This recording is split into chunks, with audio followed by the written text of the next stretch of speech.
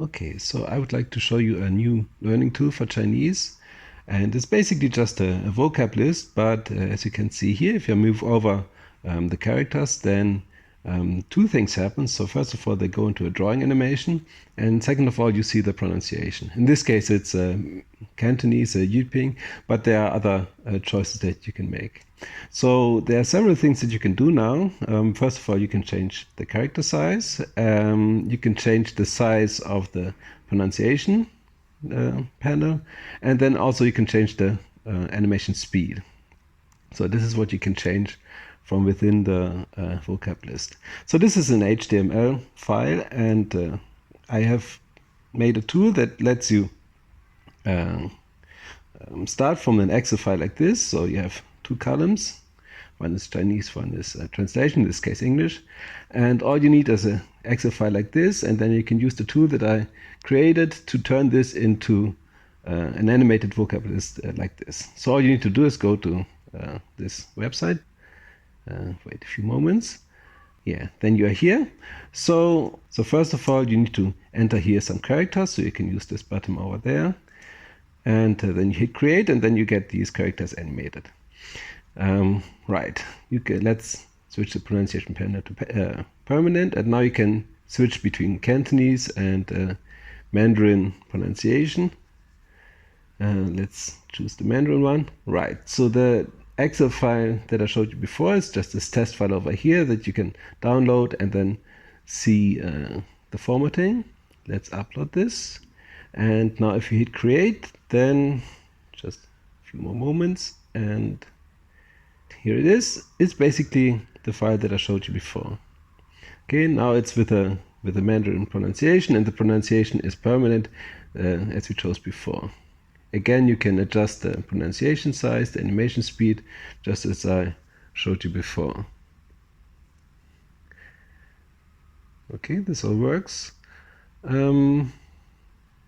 Right, so for the pronunciation, this is always just a pre-population for whatever you want to choose, Cantonese or Mandarin, but of course this is never correct. So I have this adjustment now that you can make, and you can see directly the adjustments are taken over in the created HTML. Okay, now you can download this HTML, you can use it for your own purpose, you can use this for learning. Okay, again, these adjustments, they work as before, right?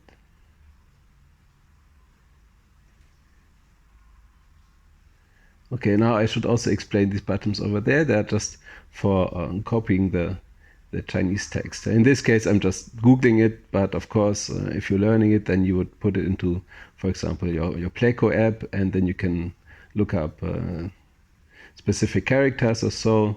This is what these buttons are for.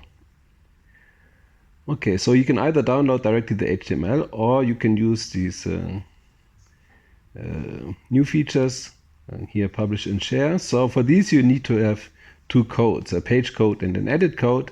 And right now in this phase you can get these for free if you just put your email over there and request codes, and you will be sent 5 page and edit codes, and you can use this to publish and share your created website. So in this case, let me just choose some of my codes here. So this is the public code, and then the edit code. This is of course something that you should not make public. Let's quickly enter this here. Right, now you can save this, and save the database, confirm, please wait, and that's it. Okay, now we can go to the other tab with the database, and here you can see this QR code, which directly leads you to this page over there, or you can click the link, and there it is. So this is the website that we just created, and okay, now you can also load created websites in here. So when you hit load, then it will load your settings as well as the created website, and then you can, for example, change the pronunciations, or you can just delete it. So in this case, let's try the delete, and if we refresh this page, then it's gone. Okay, Okay, now the website is deleted. Let's go back and right, let's save this again. Okay, hit save and confirm. Now let's try, okay, first of all, here it is again, we just saved it. And now let's try to make some changes here and then load the website for editing again. For example, let's go to properties, change the pronunciation to Cantonese and create. And yeah, moment waiting. Right, here it is now with a pre-populated Cantonese pronunciation. And okay, now let's try to load the website again. Load to edit. And as you can see, the current settings input will be overwritten. Okay, it's loaded, and okay, here you can see it's again the Mandarin pronunciation that we edited before. So this is now loaded back. Right, now let's have a look at these properties over here. So we can deactivate the right-hand side if you, for example, if you want to learn Cantonese poems or whatever.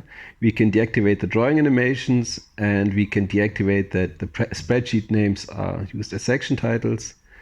And so if we create this now, there you can see the right-hand side is gone, and so are the section titles, and also there are no animations anymore. Okay, right. Okay, and then there are a few more things that we can change now. We can, these adjustments, we can deactivate them, and also we can deactivate the copy text buttons on the left-hand side. And if we create this, then we get this very simple looking site like this. Okay, because we deactivated all these things over there. We can add a title, say this is a title, this is a subtitle, and we can also add some header information over there, which we can just write some plain markdown text, and then this will be turned into the HTML below. So, right, let's add a YouTube link, because here we can do something special here. So let's search for a Cantonese video. Let's take this one. I like this. So we can either use the link from the share option, or we can directly use the link from the URL. Both would work. So let's take this one. We plug this in here, and let's hit create. And okay, now we will see a title, subtitle, and a header text. And there it is. Okay, in this case, this is just a link to the YouTube video. Okay, if I click on this in here, it doesn't load, but if you have it in a separate window, then it will load this. And now we can do the following. We can replace this YouTube link into an embedded video player. Let's try this out. And right, and now you have this embedded video player, which should be good for using these YouTube lessons to make a vocab list out of it. Let's refresh this. Okay, and here it is. Now we can play the video and then see the text down below. In this case, of course, it doesn't match, but this is something that you can do, well, with YouTube lessons. Okay, now let's have a look at the... All right, you can change the size of the YouTube player there.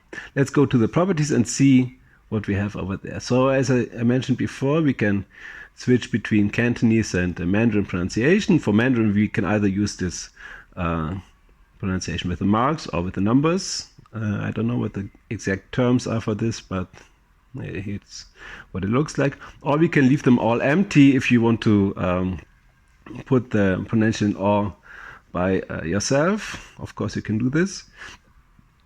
The pronunciation panel can be revealed. So reveal means that it's on mouse over, or if you have it on a tablet or a phone, if you tap on it, or it can be permanent as we saw before.